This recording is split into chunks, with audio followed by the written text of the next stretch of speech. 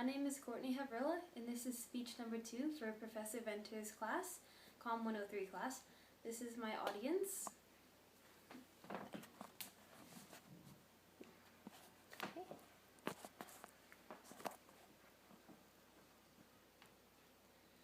We have all heard it before. We have all witnessed it. And right now we live in the age of it. Globalization has emerged in today's society as a deep and complex topic that touches upon even the most unexpected areas. From here, the question arises, do we really understand what globalization is and how it affects so many different areas of life?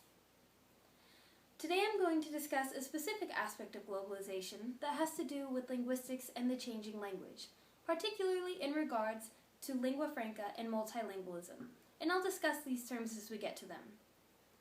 While studying languages in the South Pacific, I became curious about how globalization was affecting these languages, and I furthered my study from there.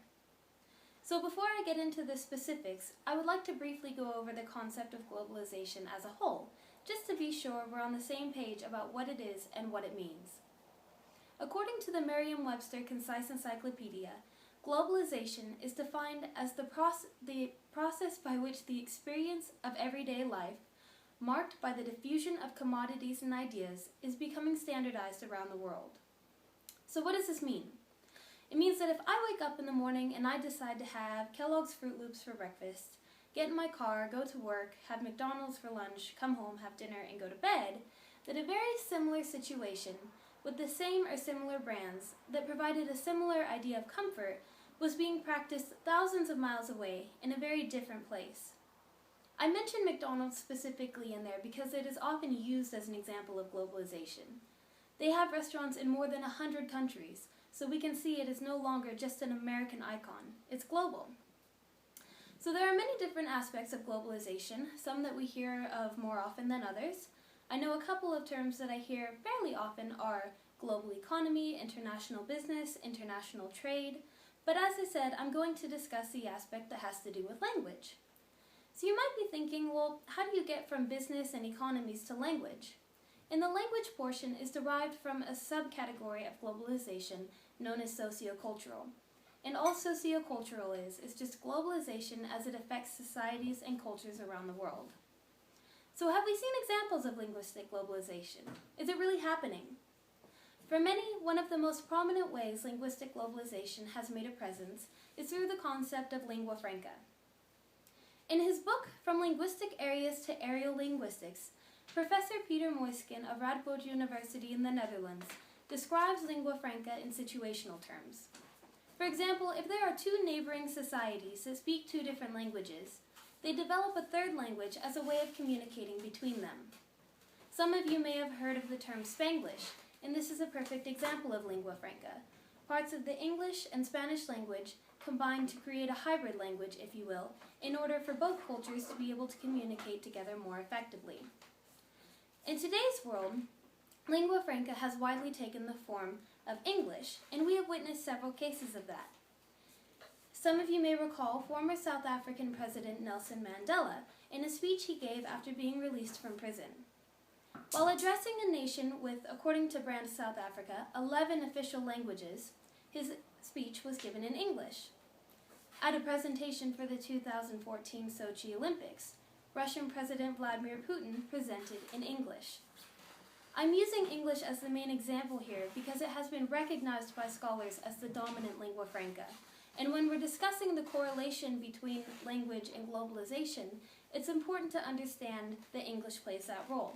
And it's a very controversial role. Some scholars, such as B.K. Sharma of the University of Hawaii, believe that because of the globalization of other areas, such as business and economy, as we discussed earlier, a dominant lingua franca or universal language is becoming necessary, and that has taken the form of ELF, which stands for English Lingua Franca. While other people, such as Harvard Business School professor Seedal Neely, believe that English as the language for global organizations has made it so that non-native speakers suffer from status loss because of levels of fluency. And this might be something that you have come across before. If you or someone that you know has ever felt like they perhaps didn't get a job because of accent, or broken English as I've heard it called. This goes hand in hand with another fact as presented by Martin Dewey in the International Journal of Applied Linguistics.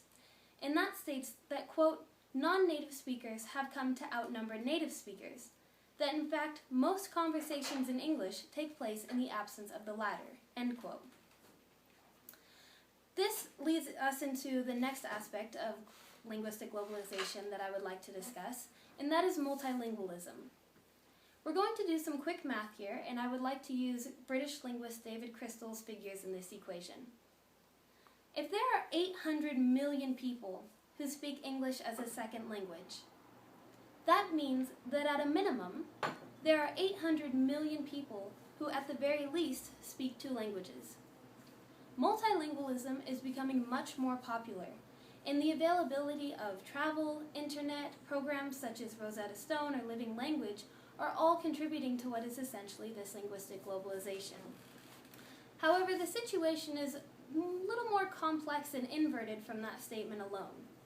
Yes, there are more individuals becoming fluent in more languages, but globally, the number of languages spoken is decreasing. According to the United Nations Educational, Scientific, and Cultural Organization, better known as UNESCO, by the year 2100, half of the world's 6,000 languages spoken today will have disappeared. Of course, in all this information, it is inevitable to ask, how is this going to affect you and me, and not just our great-great-great-grandchildren? And to figure that out, we have to see where we are at in the globalization process now, and what effect it has had so far. And that requires asking a lot of questions. How has increased communication language skills benefited our world? How has the loss of language affected our understanding of history? Today, I have discussed lingua franca and multilingualism in regards to globalization. But I've really only touched the foundation of a much broader subject, whether you work up to sociocultural or globalization as a whole. To further your understanding of any one of these aspects is really up to what questions you ask next. Thank you.